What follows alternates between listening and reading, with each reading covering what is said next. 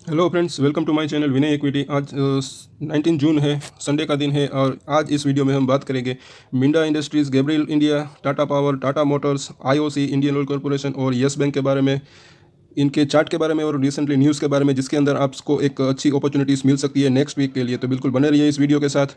और मेरी आपसे रिक्वेस्ट है कि आप अपनी रिसर्च करके, जो मैं यहाँ पर डेटा शेयर कर रहा हूँ उसके ऊपर आप अपनी रिसर्च करके, आप अपनी एनालिसिस करके कुछ आपको फ़ायदा मिल सके इसके अंदर, तो ऐसी कुछ अपॉर्चुनिटीज़ को ढूंढने की कोशिश करें। तो इसके अंदर देखें तो सबसे पहले मिंडा इंडस्ट्रीज़, ये इसका डेली चार्ट, और 900 के आसपास इसके अंदर क्लोजिंग हुई, 2.5% के आसपास की बढ़ोतरी रही है।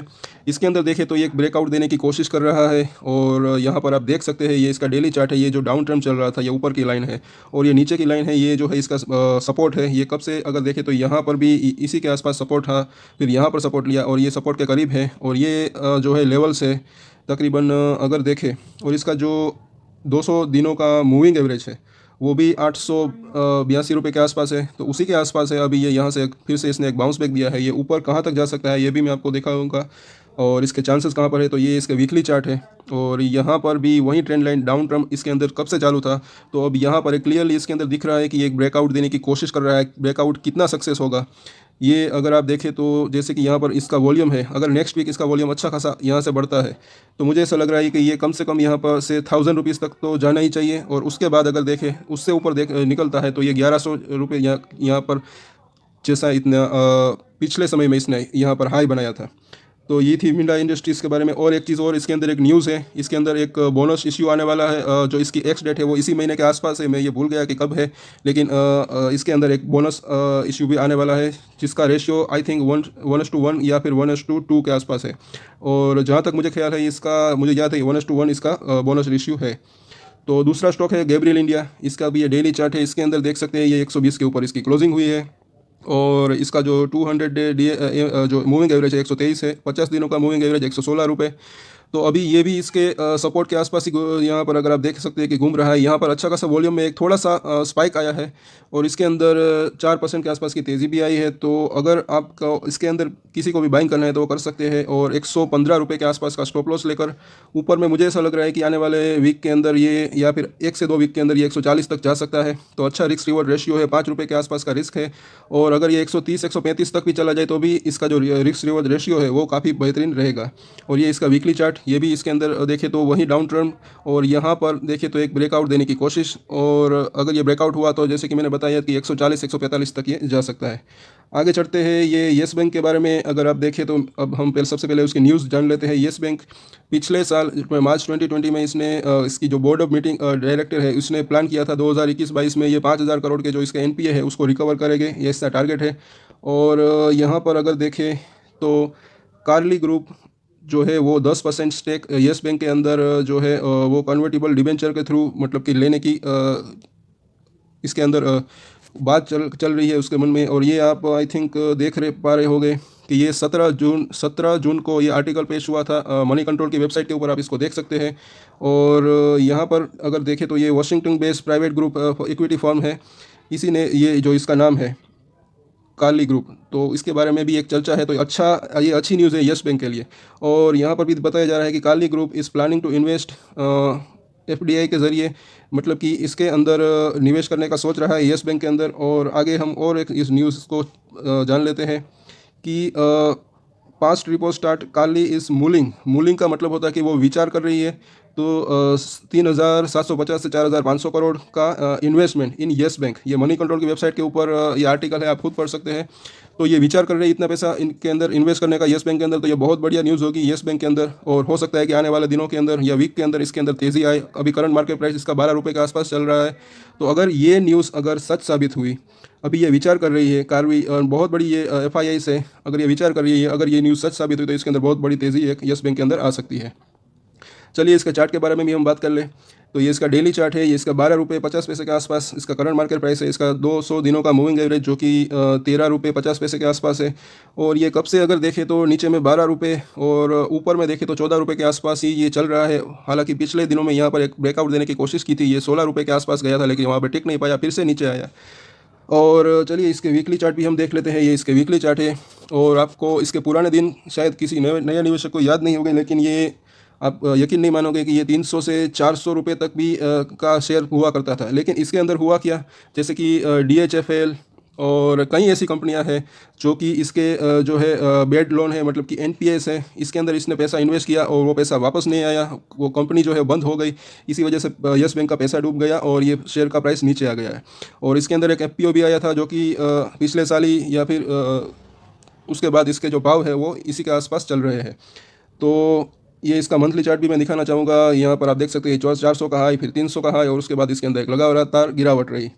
तो आप जो भी करें, ये एक पेनी शेयर है, अपनी रिसर्च ज़रूर करें, मैं हमेशा आपसे रिक्वेस्ट करता हूँ। उसके बाद इन्वेस्ट करें, और हमेशा इन्वेस्ट करें तो छोटा इन्वेस्ट करें और अपना रिस्क रिवॉर्ड रेशियो ज़रूर से रखें। और अगर आपको वीडियो अच्छा लगे तो मेरी आपसे रिक्वेस्ट है, इसको लाइक कीजिए, शेयर ज़रूर करें फ्रेंड्स, शेयर ज़रूर करें अपने ग्रुप के अंदर, और मेरे चैनल को सब्सक्राइब कर लें ऐसे ही वीडियोज़ के लिए। चलिए आगे बढ़ते हैं। ये इसका डेली चार्ट फिर से, इसके अंदर भी एक डाउन ट्रेंड चल रहा है, यहाँ पर 16 रुपये के हाई बनाकर, और यहाँ पर अगर देखें तो ये 14 रुपये के आसपास का हाई, और नीचे अच्छा खासा सपोर्ट है जो कि 12 रुपये के आसपास है, और अभी ये अपने सपोर्ट लेवल के आसपास ही है। तो अगर इसके अंदर कोई बाइंग करते हैं तो 11 रुपये 50 पैसे से थोड़ा सा नीचे इसके आसपास का स्टॉप लॉस लेकर इसके अंदर बाइंग की जा सकती है। ऊपर में 14 रुपये और 15 रुपये के आसपास का शॉर्ट टर्म में अगर ये न्यूज़ सच्ची साबित हुई तो यहाँ तक तो ये आराम से जा सकता है। अगर बढ़िया तेज़ी रही तो इससे भी ऊपर ये जा सकता है। तो चलिए आगे बढ़ते हैं। ये सबसे पहले टाटा पावर का शेयर की बात हम कर लें तो इसका जो इसके अंदर भी एक अच्छी खासी न्यूज़ आई है कि बहुत बढ़िया न्यूज़ है। इसके जो कोल का जो इसके खपत थी वो मिलने में दिक्कत हो रही थी, लेकिन अब इसके अंदर देखें तो एक इसने डील की कर ली, कोल वर्थ मतलब कि 12,000 करोड़ के जो है कोल वो खरीदेंगे अपने जो है इंडोनेशिया माइनर, जो इंडोनेशिया की कंपनी है उसके साथ इसकी पहले से ही जो है डील है। तो उसके थ्रू ये 12,000 करोड़ के जो है कोल लेंगे, खरीदेंगे, और इससे कंपनी को काफ़ी अच्छी जो है उसका जो फ्यूल है वो उसको मिल जाएगा। और ये बहुत बढ़िया न्यूज़ है क्योंकि कोल इसको मिल नहीं रहे थे, कोल की खपत है अभी इंडिया के अंदर। और टाटा पावर के अंदर एक और न्यूज़ आई थी 15 तारीख को, ये भी आप देख सकते हैं कि इसने जो अपना सोलर कमीशन है 66 मेगावाट का, वो EPC प्रोजेक्ट जो है वो कमीशन मतलब कि स्टार्ट कर दिया है। तो ये भी एक बहुत बढ़िया न्यूज़ है क्योंकि ये जो ग्रीन एनर्जी है फ्रेंड्स, ये आप अच्छी तरह से जानते नहीं है। तो मैं आपको बता दूँ, ये एक वन टाइम इन्वेस्टमेंट होता है, सिर्फ वन टाइम इन्वेस्टमेंट। इसके बाद जो है इसके अंदर कोई फ्यूल की ज़रूरत नहीं होती, तो इसका मेंटेन चार्ज कम रहता है, और इसके अंदर एक रेगुलर इनकम जो है चालू रहती है। तो ये कंपनी के लिए बहुत ही अच्छा है। अब चलिए इसके चार्ट को देख लेते हैं, इसका डेली चार्ट। और ये इसका जो है ये इसका PV पॉइंट्स से पिवट पॉइंट्स, इसके ज़रिए ये एक टेक्निकल इंडिकेटर है। इसका सपोर्ट और रेजिस्टेंस आप देख सकते हैं। सबसे पहला सपोर्ट इसी के आसपास है 212 के आसपास। अगर इसके नीचे देखें तो 190 के आसपास। तो फिलहाल मुझे ऐसा लग रहा है कि 212 इसके लिए बहुत अच्छा एक सपोर्ट का काम कर सकता है। ऊपर रेजिस्टेंस में देखें तो सबसे पहला रेजिस्टेंस 250 के आसपास, उसके बाद देखें तो 277। और हम आगे बढ़ते हैं, पिवट्स पॉइंट्स को हटा देते हैं ताकि आपको क्लियर अगर आपको दिखाई दे। यहाँ पर देखें तो 200 दिनों का EM है जो कि 212 रुपये है। तो ये 212 रुपये बहुत ही इंपॉर्टेंट एक सपोर्ट है, और ये शेयर जो है इसी के आसपास चल रहा है। तो यहाँ पर बाइंग की एक अच्छी खासी अपॉर्चुनिटी मिल सकती है, और अभी भी इसकी अंदर एक अच्छी खासी अपॉर्चुनिटी है। और मैं चार्ट को थोड़ा सा अगर जूम कर लूँ तो आप देख सकते हैं कि ये कैंडल भी थोड़ी सी अगर देखें तो डोजी टाइप कैंडल्स है। तो यहाँ से एक ट्रेंड रिवर्सल यहाँ पर पॉसिबल है, और ऊपर की तरफ जो कि ये यहाँ पर एक डाउन ट्रेंड ये लाइन चालू थी, इसका ब्रेकआउट तभी मिलेगा जब ये यहाँ पर आप देख सकते हैं 223 का लेवल को क्रॉस कर पाएगा। और इससे नीचे इसका ये वीकली चार्ट भी मैंने लगा दिया है, और यहाँ पर इसने मल्टी टाइम सपोर्ट लिया है, और वो लेवल से 200 रुपये।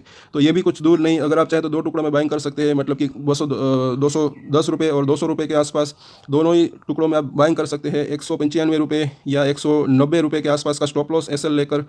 और मुझे ऐसा लगता है कि ये स्टॉक जो है कम से कम 220 या 230 रुपये के आसपास आने वाले 1 से 2 वीक में जा सकता है। तो ये 5 से 10% के रिटर्न भी कम नहीं होते। अगर बाज़ार सुधरता है, अगर तेज़ी और आती है बाज़ार के अंदर, तो ये 250 तक भी जा सकता है, लेकिन उसकी संभावना फ़िलहाल हम उसकी बात नहीं करेंगे। फिलहाल 220 से 230 तक की हम बात करेंगे। चलिए आगे बढ़ लेते हैं हम।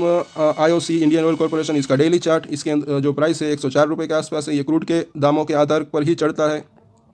क्रूड के प्राइस अगर आप देखें तो पिछले दिनों में काफ़ी चढ़े थे, अब इसके अंदर गिरावट रही, और अब इसके चलते इस शेयर के प्राइस के अंदर भी अच्छी खासी गिरावट हुई। लेकिन मुझे ऐसा लग रहा है कि ये जो नीचे की लाइन देख रहे हैं ये 100 रुपीज़ के आसपास, ये अच्छा खासा सपोर्ट इसके लिए पिछले दिनों में इसके लिए था। तो इस बार हिस्ट्री फिर से रिपीट हो सकती है, ये फिर से एक अच्छा खासा सपोर्ट बन सकता है, क्योंकि इसके अंदर 2 चीज़ें हैं। जैसे कि रशिया जो डिस्काउंट में जो क्रूड ऑयल दे रहा है, वो इसका फ़ायदा ये इंडियन ऑयल कॉर्पोरेशन को मिल रहा है। ये इस कंपनी को वो डिस्काउंटेड ऑयल मिल रहा है, और वो जो है अच्छे खासे पैसे से बना रही है, क्योंकि बाजार में जो भाव चल रहा है वो ज़्यादा है।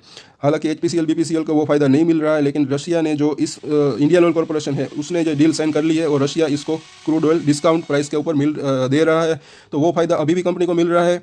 और बाकी इसके अंदर देखें तो इसकी एक बोनस इशू भी आने वाला है, उसकी भी मैं बात करूँगा। ये इसका वीकली चार्ट है, यहाँ पर आप क्लियरली देख सकते हैं कि यहाँ पर अगर 100 रुपये के आसपास इसने एक रेजिस्टेंस फेस किया था, यहाँ पर फिर सपोर्ट और यहाँ पर फिर से उसी लेवल के आसपास है। तो इसके अंदर अगर कोई अभी 104 रुपये का भाव है, 104 से 100 रुपये के आसपास कोई बाइंग करते हैं और 95 रुपीज़ के आसपास का SL लेकर इसके अंदर बाइंग अगर किसी को करनी है तो कर सकते हैं। ऊपर में टारगेट की मैं अगर बात करूँ तो 115 से 120 रुपये आने वाले दिनों में ये देखने को मिल सकते हैं। जितना हो सके नीचे में आप बाइंग करने की कोशिश करें। और ये स्टॉक थोड़ा सा धीमा है, तो अगर 110 रुपये का टारगेट भी अगर अचीव हो जाए तो भी बढ़िया रहेगा, क्योंकि 5% के आसपास का मुनाफा कम नहीं होता। तो अगर देखें तो ये इसका बोनस इश्यू जो कि इसकी एक्स डेट है 30 तारीख है, 30 जून, और ये 1:2 का रेशियो है, ये बोनस देने वाली है कंपनी, तो ये भी आप ज़रूर नोट कर लीजिए। इसके बाद देखें तो टाटा मोटर्स का शेयर, तो ये इसका करंट मार्केट प्राइस 388 रुपये के आसपास, ये भी इसका डेली चार्ट है। तो मल्टी टाइम यहाँ पर भी इसने भी एक सपोर्ट लिया है, यहाँ पर सपोर्ट लिया है, यहाँ पर सपोर्ट लिया है, और अब यहाँ पर अगर इसी के आसपास, मतलब कि ये 360 से 370 रुपये के आसपास एक अच्छा खासा इसके लिए सपोर्ट है। तो यहाँ से ज़्यादा डाउन साइड है नहीं। अगर किसी को इस करंट लेवल के ऊपर बाइंग करनी है तो कर सकते हैं। 370 या 360 रुपये के आसपास का SL लेकर ऊपर में मुझे ऐसा लग रहा है कि फिर से ये 400 से 420 रुपये के भाव इसके अंदर आसानी से अगले वीक में आ सकते हैं। इसके अंदर ये इंडिया के अंदर अगर देखें तो एक इलेक्ट्रिसिटी कार जो है, इलेक्ट्रिक कार का सबसे बड़ा जो है जो मैन्युफैक्चरर है अभी करंट फैसिलिटी, ये टाटा मोटर्स के पास है। तो ये इसके लिए एक बहुत ही बड़ा बेनिफिट है, इसीलिए ऐसी मंदी के अंदर ये ज़्यादा गिरा नहीं। 450 से अभी ये 10% के आसपास ही सिर्फ गिरा है। और ये इसका वीकली चार्ट भी आप देख सकते हैं। इसके अंदर जो डाउन टर्म चल रहा था ये 520 का हाई बनाकर, अभी इसके अंदर देखें तो इसके अंदर फ्रेश ब्रेकआउट तभी आएगा जब ये 430 को पार कर पाएगा, तब इसके अंदर एक फ्रेश अच्छी तेज़ी, ज़्यादा तेज़ी आएगी। तब तक एक ये रेंज बाउंड के अंदर ही रहेगा, मुझे ऐसा लग रहा है। तो छोटी सी तेज़ी इसके अंदर आ सकती है 5 से 10% की। तो आशा करता हूँ कि आपको इस वीडियो आपको अच्छा लगा, कुछ नया सीखने को मिला। अगर ऐसा है तो इसको, मेरे वीडियो को लाइक कीजिए, शेयर ज़रूर करें फ्रेंड्स। जो भी इस वीडियो को देख रहे हैं प्लीज़ शेयर करें और सब्सक्राइब कर लें मेरे चैनल को ऐसे ही वीडियोस के लिए। और एक स्टैंडर्ड डिस्क्लेमर, आप जो भी ट्रेड लें उससे पहले अपनी रिसर्च ज़रूर करें। ये मैंने एजुकेशन पर्पज़ से ये वीडियो बनाया है, आप उसके ऊपर मैंने ये जो डेटा शेयर किया है आप उसके ऊपर अपनी रिसर्च करें पहले, और उसके बाद ही कोई अकॉर्डिंगली डिसीजन ले, और डिसीजन ले तो उसकी जिम्मेदारी मैच्योरिटी के साथ खुद ही ले। So thank you for watching this video.